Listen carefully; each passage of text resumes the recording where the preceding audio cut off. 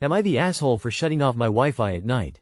Hello y'all, hopefully this post is not too long as I don't want to take up a lot of your time.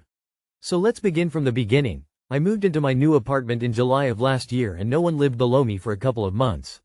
After a couple months a guy moved in. The first thing I have experienced from him was blasting his music so loudly that it sounded like it was coming from my apartment as well as vibrating my floors and walls. I have never met him before this, and after that I asked him to just try to keep quiet after 11 p.m. That is around the time I go to bed. Very frequently he does not shut it off after 11 and I get woken up at 3 a.m. to it. There was even a time where I had to miss 4 hours of my scheduled hours at work because he played it until 4 in the morning and I couldn't sleep and had to get up at 5:30 for work to work a 12-hour shift. I have had minimal contact with him for the occasional neighbor stuff like, can you grab my package off the porch so it doesn't get stolen, etc. Well, a couple days ago he asked me to use my Wi-Fi for a couple of days until he can pay his own Wi-Fi. I allow him to use it for free of charge because I know we are all struggling in this economy. However, I have this deep fear of a fire happening at my house, so I unplug everything at night that is not being used. Wi-Fi being one of them, as I do not need it when I am sleeping. I woke up this morning to messages from the neighbor that are so disrespectful about the Wi-Fi not being on. Am I the asshole? Update.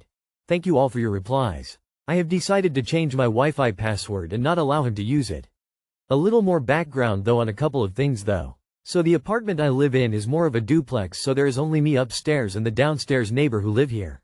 As for the noise complaint, I have called the police and the only thing that happens is he will turn the music off when they come, but the next day it is back to being on.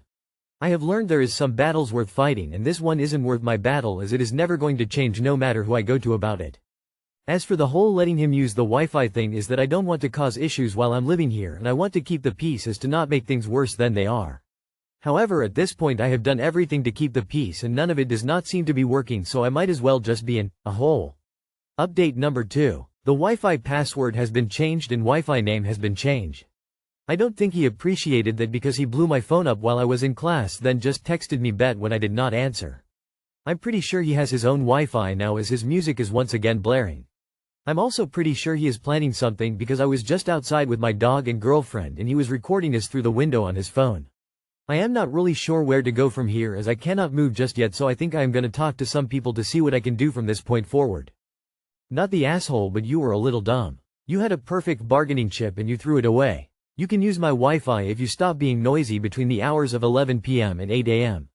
It is weird that you unplug your Wi-Fi at night, but ultimately you can do whatever you please with it because it's yours.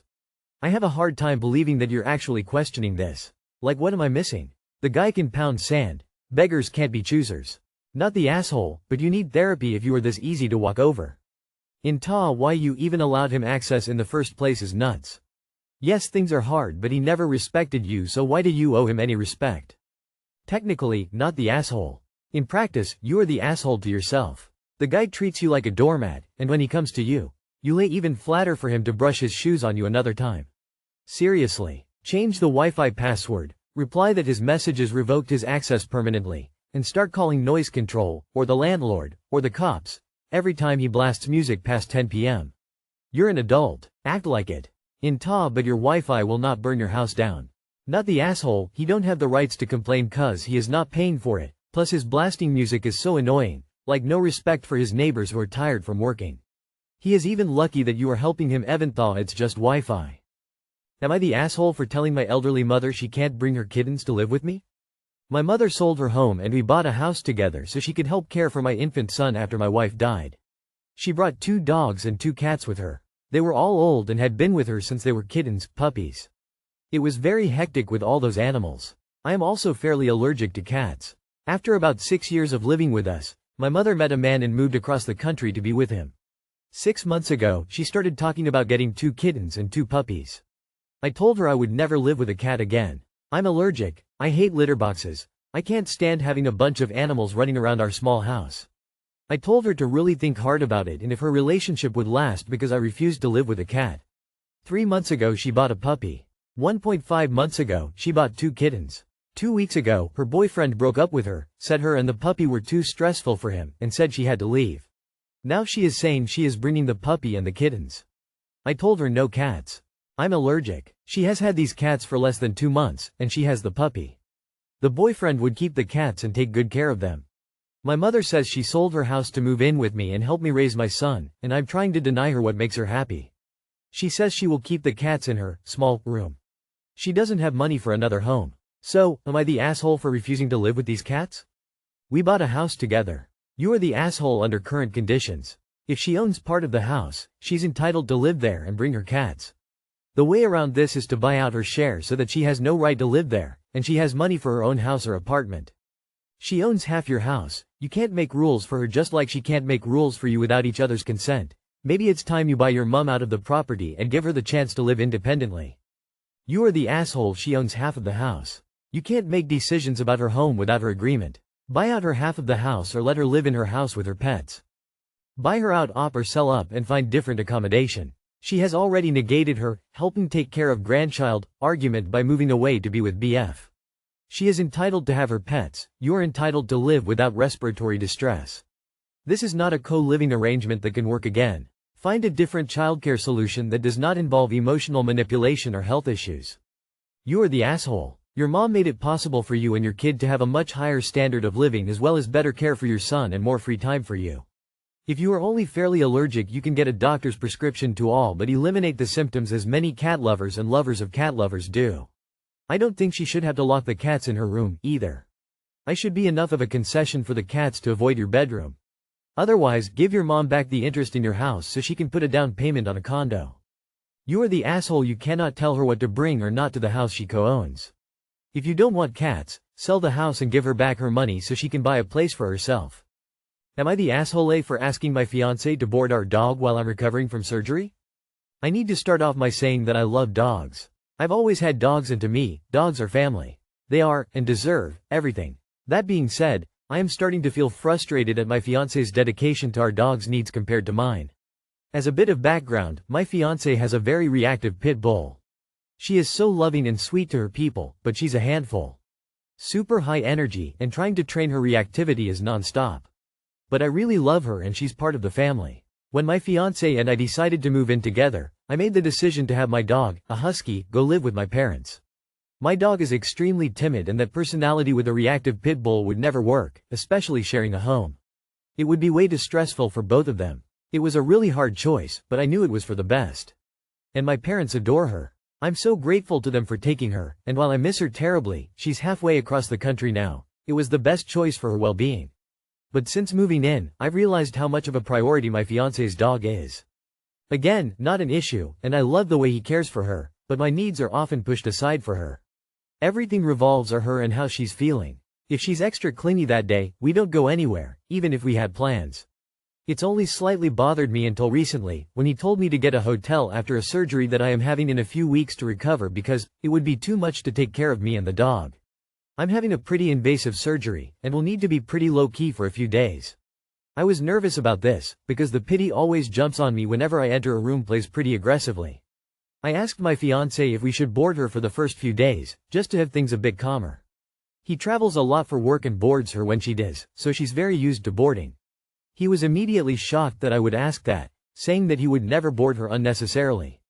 However, he has done so in the past when he has had a big work event or needs to focus on something, even when he's in town. His reasoning this time is that he will be boarding her a few days before my surgery for a work trip, and then again a week later for another work trip, so he won't have much time with her. He said that he wants her to be home as much as possible, and instead suggested that I get a hotel room to recover. I know that his dog is his first priority, but the fact that he would prefer that I recover in a hotel is really bothering me. Maybe I'm just being selfish and jealous of the dog, but at some point I would love to be the priority. Or have my needs somewhat considered. Amita for feeling this way, and for asking that he board the dog? Or am I just being jealous of a dog? Update. Wow, I can't believe this has gotten so many responses. I really didn't expect this. Honestly, seeing everyone's comments has made me feel completely validated in how I'm feeling. I've really feared being the or petty or jealous, so I haven't talked about this with anyone yet. To address a few things, his dog is a rescue, and comes from a really abusive background. He's been really good about behavioral training, but given her background, it's going to be something we need to work on forever. She's about 4 now. He had a pity that died from lymphoma 3 years ago, and I think that's why he is so attached to his dog now, and wants to give her the best life possible. Which again, I completely understand. The way he cares for his dog, even given her behavioral problems, is one of the reasons I fell in love with him in the first place. And I don't mind knowing that she's a main priority for him, but I wish there were more circumstances in which I would be a priority. Seeing all of your comments made me realize this was a valid concern. Now that I know I'm not completely out of line, I think I'll bring it up again. Maybe separating rooms, like some of you have suggested. But I know that if the dog is there, my needs will come second, which I realize now is an issue that I need to address. I know a lot of you are saying to run, which I completely understand. Right now, that's not something I can think of, but it's making me question a lot. I also want to emphasize that I didn't get rid or dump my dog. And it was an extremely hard decision. But she has always loved staying at my parents' house, and I know she has an amazing life right now, which was more important to me than stressing her out at a new house, or splitting my time between his house and my apartment, where she would be left alone. That wasn't fair for her. Not the asshole. If the dog could impact your healing, it's reasonable. However, I think if the best solution he has is to send you to a hotel, there is a much bigger issue here. Especially because it's clear he boards her for other things. Some people are just super anti-boarding. When you have open incisions, the last thing you should be doing is going to a hotel or some other environment where you didn't clean it yourself and you can't easily eat healthy. I think this should just be your eye-opener into where your boyfriend's priorities are at and what he values the most. I'm sorry, but he is so far out of touch and out of line. Not really an easy thing to explain to someone who thinks this is rational in the first place. So let me get this straight. He wants you to recover from major surgery alone in a hotel room so he can spend time with his dog? That's ludicrous. I'm not one to jump on the breakup and run bandwagon that Reddit loves to spew, and I'm a huge dog person. But honey, you need to think about this. This man is not available, he's already married to a pit bull. Do you want to be the other woman to a dog? Not the asshole, but you will be if you let yourself be prioritized like this. Whoa, there is independence and then there is requiring care. You need to be prioritized and cared for after an invasive surgery. This is not you being needy or demanding or unfair towards a dog. That your fiancé is not prioritizing your post-surgical care needs is a terrible red flag. What, he honestly expects you to rely on a hotel room and order room service for support? You have a big problem with your fiancé, it's not the dog. Not the asshole, and if you have to look elsewhere for support, and friends and family aren't available, try care homes. In my part of the world they can be turned to for temporary post-surgical care. They have the dining facilities, personal care staff and nursing. Better option than a hotel. Not the asshole. Is this how you want to live the rest of your life? You will never come first, ever. I don't know if you're planning a family, but the dog would come before your kids as well. Despite you believing that dogs are family, you rehomed your dog to live with him. So, if you stay in a hotel after surgery, who would be there to support you?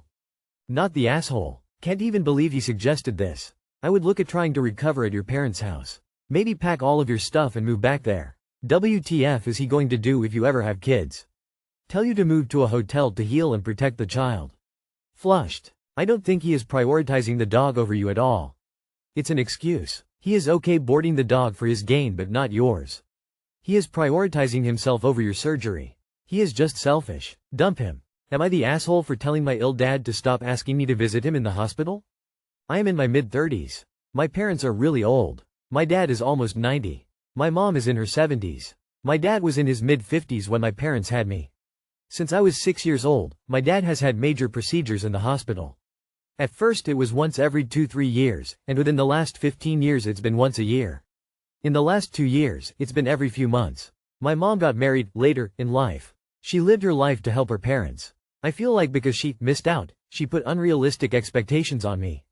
She pressured me even before I ever met my current husband to find someone and have kids. I had kids, and shortly after my youngest was born she let me know she wouldn't be able to help me. I expected such with her age, but it was insane to me how even yet still she would ask me to have more. My dad has been in the hospital twice now this year for complications from congestive heart failure. My eldest is 3 and my youngest is 16 months.